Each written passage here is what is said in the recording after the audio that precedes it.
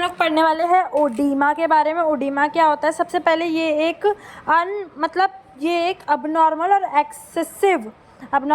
Excessive accumulation हो जाता है हमारे इंटरस्टिशियल स्पेस में किसी भी फ्लूइड का, फ्री फ्लूइड का, तो उसको हम लोग एडीमा बोलते हैं। अगर सेल के अंदर हुआ तो उसको intracellular accumulation of intracellular tissue edema बोलते हैं। ठीक है, उसके बाद आ गया हमारा, उसको अप्रोप्रिएटली हम लोग को हाइड्रोपिक डीजनरेशन के नाम से भी जाना जाता है। उसके बाद अगर हम लोग बात करें इफ्यूजन की, तो एक अबनॉर्मल और एक्सेसिव अमाउंट ऑफ जो फ्लूइड है वो आ जाता है हमारे बॉडी की कैविटी में। बॉडी की कैविटी में कोई भी एक्यूमुलेशन हो गया किसी भी एक्सेस और अबनॉर्मल फ्लूइड का, उसको हम लोग इफ्यूजन बोलते हैं। टाइप्स ऑफ इफ्यूजन एडिमा की बात करेंगे तो लोकलाइज्ड और जर्नलाइज्ड एडिमा हो गया। लोकलाइज्ड एडिमा यानी कि किसी भी पर्टिकुलर ऑर्गन का या फिर पर्टिकुलर टिश्यू का या पर्टिकुलर लिम्ब का होगा, ठीक है, उसको हम लोग बोलेंगे लोकलाइज्ड एडिमा। जैसे कि lymphatic oedema is a type of localised oedema. उसके बाद pulmonary cerebral oedema is a type of localised oedema. And generalised oedema क्या होता है? सिस्टमिक, यानी कि पूरे सिस्टम को ही वो डिस्टर्ब कर रहा है, पर्टिकुलरली नोटिसेबल नहीं होता। वो नोटिसेबल इन सबक्यूटेनियस टिश्यू, जैसे कि हमारा हार्ट हो गया, हमारा रीनल हो गया, कार्डियक हो गया, रीनल हो गया, न्यूट्रिशनल हो गया, ये पूरे सिस्टम को बिगाड़ देता है।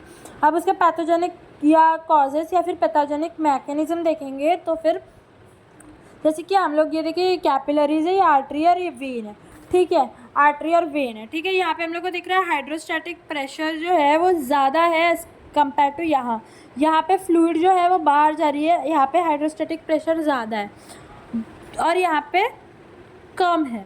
ये दिख रहा है ना, हाइड्रोस्टैटिक प्रेशर यहाँ पे 12 है, यहाँ पे 38 है। तो नॉर्मली ऐसा होता है ये, ठीक है।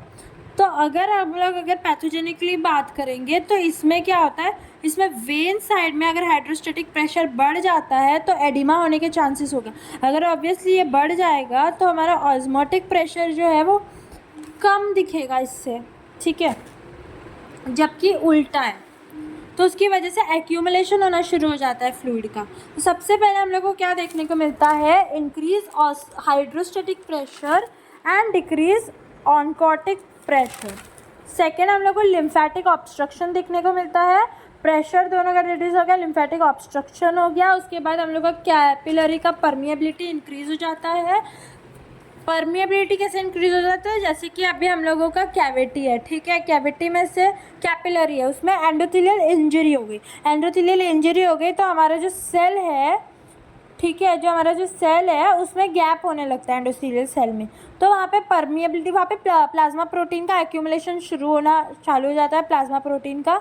अब एक्यूमुलेशन होने के बाद क्या हो गया? प्लाज्मा प्रोटीन का एक्यूमुलेशन होने के बाद क्या हो गया?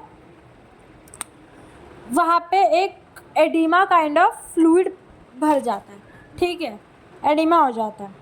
और उसके बाद क्या होता है? Sodium water retention. जैसे कि नॉर्मली 80% ऑफ द जो भी सोडियम है वो रीअब्जॉर्ब होता है बाय पीसीटी, बट और जो हमारा ये है, क्या बोलते हैं, रिटेंशन है, वाटर रिटेंशन है, जो वो एडीएच के द्वारा होता है, ठीक है। अभी हम लोग पढ़ेंगे इसमें कार्डियक एडिमा के बारे में थोड़ा बहुत। जैसे कि हार्ट फेलियर हो गया, किसी को हार्ट फेलियर हो गया तो उसमें क्या देखेंगे? कार्डियक आउटपुट कम हो जाएगा। कार्डियक आउटपुट अगर कम हो गया तो हमारे प्रॉपर हम लोग की किडनी को ब्लड पहुंच नहीं पाएगा।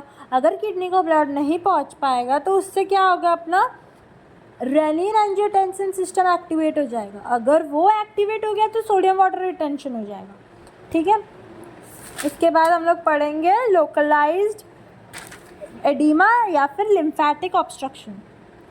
तो किसी भी, अब लिम्फेटिक ऑब्स्ट्रक्शन जो है वो किसी भी इम्पेयर ड्रेनेज की वजह से, अगर प्रॉपरली कोई लिम्फ ने ड्रेन नहीं किया है उसके कारण हो रहा है, तो उसको हम लोग, या फिर प्रोड्यूस करा लोकलाइज्ड एडिमा, कहीं पे लोकली हो रहा है तो उसको हम लोग लिम्फ एडिमा कहते हैं, ठीक है।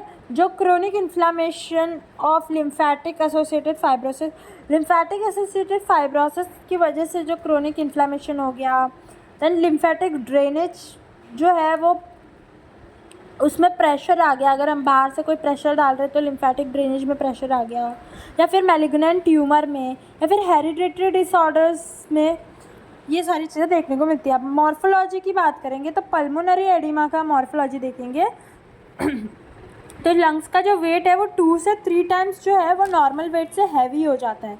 उसको अगर कट करेंगे तो 40 दिखाई देगा। और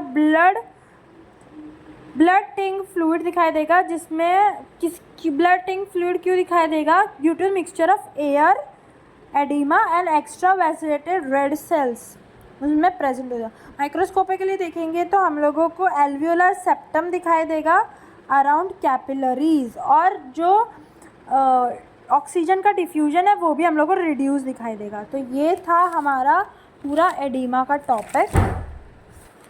आई होप आपको समझ में आया होगा। Thank you.